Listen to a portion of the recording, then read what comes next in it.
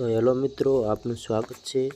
આજે આપણે ચર્ચા કરીશું કે ડીવીનું લિસ્ટ હવે ક્યારે આવશે। ફાઇનલ આન્સર કે આવી ગઈ છે, એટલે હવે ડીવીનું લિસ્ટ આવતા કેટલો ટાઈમ લાગશે, મેરિટ કેટલા આજુબાજુ રહી શકાય, કેટલામાં આપણે સેફ ઝોનમાં કહી શકાય। આજે આપણે બધી જ ચર્ચા કરીશું આ વિડીયોમાં।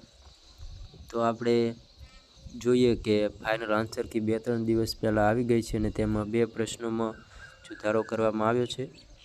2 પ્રશ્ન રદ કરી બધાને 1-1 માર્ક એમ પાર્ટ એ અને પાર્ટ બી બંનેમાં 1-1 માર્ક આપી દેવામાં આવ્યો છે। તો જે આનાથી જે બોર્ડર ઉપર મિત્રો હતા તેમને ખૂબ ફાયદો થશે। અને હવે આપણે જોઈશું કે ડીવીનું લિસ્ટ ક્યારે આવશે અને કેટલા ટાઈમ ચાલશે। ડીવીનું લિસ્ટ છે જે ઓગસ્ટના એન્ડિંગમાં કે પછી સપ્ટેમ્બરના જે સ્ટાર્ટિંગમાં શરૂ થઈ શકે છે। અને ડીવી જોવા જઈએ તો ચાલશે 15થી 20 દિવસ સુધી ડીવી લિસ્ટની પ્રોસેસ ચાલશે। અને હવે આપણે જોઈશું કે માર્ક્સ કેટલા હોય તો આપણે સારા કહેવાય, શું 100 કે પ્લસ માર્ક્સ સારા કહેવાય કે આથી વધારે મેરિટ રહી શકે કે નીચું રહી શકે। તો આમ તો વધારે પ્રશ્નો બહુ રદ થયા નથી, એટલે મેરિટ એટલું બધું ઊંચું નહીં જાય। જો વધારે પ્રશ્નો રદ થયા હોત તો પૂરેપૂરી શક્યતા હતી કે મેરિટ ઊંચું રહે, પણ જે પ્રશ્નો છે તે 2 જ રદ કર્યા હોવાથી મેરિટ એટલું બધું ઊંચું નહીં જાય, નીચું રહેશે।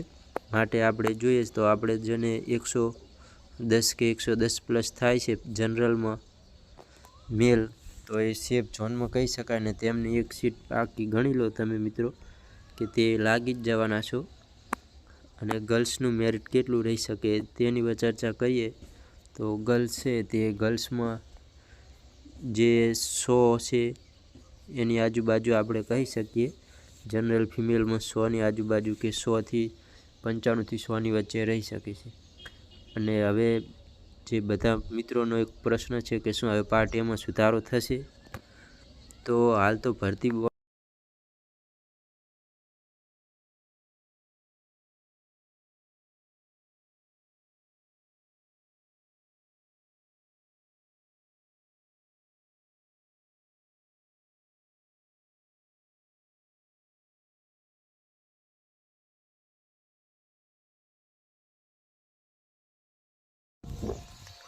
તો આપણે જોઈએ કે અપડેટ છે તે પ્રમાણે પોલીસની ફાક આવ્યા પછી કે જે ફાઇનલ આન્સર કી છે આવ્યા પછી ઘણા બધા લોકોના મેસેજ આવે છે કે શું હવે પ્રશ્નમાં સુધારો થઈ શકે કે નહીં।